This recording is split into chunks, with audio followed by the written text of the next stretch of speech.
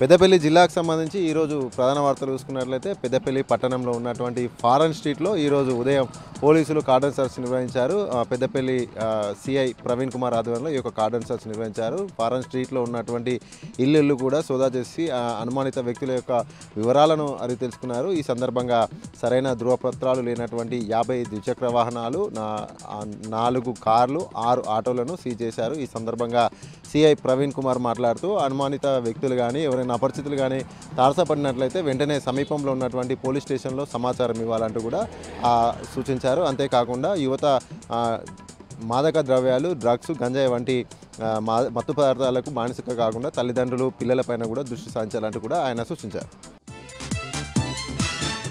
అలాగే మరొక ప్రధాన వార్త చూసుకున్నట్లయితే ఎన్టీపీసీ సంస్థ నిర్వహించినటువంటి ప్రజాభిప్రాయ సేకరణలో ప్రజల అభిప్రాయాలు సేకరించకుండా అలాగే పర్యావరణవేత్తలు, శాస్త్రవేత్తలు, నిపుణులు, స్థానిక ప్రజలు, ప్రభావిత ప్రాంత ప్రజల యొక్క అభిప్రాయాలను తీసుకోకుండా ఏర్పాటు చేసినటువంటి ప్రజాభిప్రాయ సేకరణ రద్దు చేసి మళ్ళీ ప్రజాభిప్రాయ సేకరణ నిర్వహించాలంటూ పెద్దపల్లి జిల్లా బీఆర్ఎస్ పార్టీ అధ్యక్షుడు రామగుండం మాజీ ఎమ్మెల్యే కోరకంటి చందర్ డిమాండ్ చేశారు. ఈ సందర్భంగా రామగుండంలో ఉన్నటువంటి అన్ని పార్టీలకు సంబంధించినటువంటి అఖిలపక్ష కమిటీని ఏర్పాటు చేశారు. గోదావరి కానీ సిరి ఫంక్షన్ హాల్లో ఈ యొక్క అఖిలపక్ష నేతలంతా కూడా కలిసి ఎన్టీపీసీ ప్రజాభిప్రాయ సేకరణ రద్దు చేయాలంటూ కూడా ఏకపక్షంగా ఆ నిర్ణయం తీసుకున్నారు. వెంటనే ఎన్టీపీసీ సంస్థ దిగి వచ్చి మళ్ళీ ప్రజాభిప్రాయ సేకరణ జరపాలి, లేని పక్షంలో పెద్ద ఎత్తున కూడా ఎన్టీపీసీ ప్లాంట్ ముందు ఆందోళన చేపడతామంటూ కూడా వారు హెచ్చరించారు.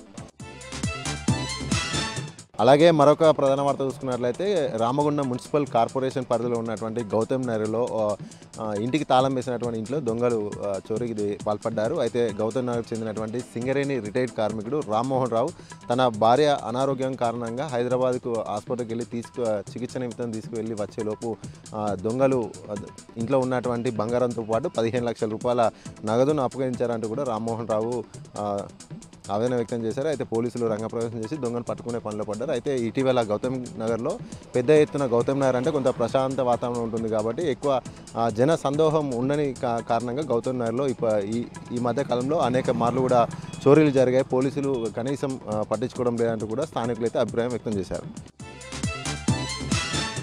అలాగే మరొక వార్త చూసుకున్నట్లయితే పెద్దపల్లి పట్టణ కేంద్రంలో ఉన్నటువంటి 12వ వార్డులో TUFIDC ద్వారా నిధులు మంజూరైన నేపథ్యంలో 12వ వార్డులో సీసీ రోడ్డుకు ఆనుకొని సీసీ రోడ్డుకి ఇరుపక్కల కూడా డ్రైనేజీ నిర్మాణం కోసం మున్సిపల్ అధికారులు పని చేపట్టారు. ఈ నేపథ్యంలో డ్రైనేజీ నిర్మాణం కోసం అడ్డుగా ఉన్నటువంటి నిర్మాణాలన్నీ కూడా తొలగిస్తున్నారు. ఈ నేపథ్యంలోనే ప్రాచీనంగా అనేక సంవత్సరాల చరిత్ర కలిగినటువంటి హనుమాన్ దేవాలయం యొక్క ప్రహారీ గోడను కూల్చివేయడానికి మున్సిపల్ అధికారులు చేరుకున్నారు. అయితే అక్కడే ఉన్నటువంటి ఆ కాలనీకి సంబంధించినటువంటి ND తివార్ అనే వ్యక్తి మున్సిపల్ అధికారులు అలాగే పోలీసులు అయితే తీవ్ర వాగ్వాదానికి దిగారు. గతంలో కూడా ఎమ్మెల్యే గారితో కూడా ఈ యొక్క హనుమాన్ దేవాలయం యొక్క ప్రహారీ గోడను కూల్చవద్దంటూ కూడా చెప్పిన నేపథ్యంలో మాట ఇచ్చినప్పుడు మాట తప్పడం ఏంటి అంటూ కూడా మున్సిపల్ అధికారులపైన పోలీసులపైన కూడా ND తివారీ ఆగ్రహం వ్యక్తం చేశారు.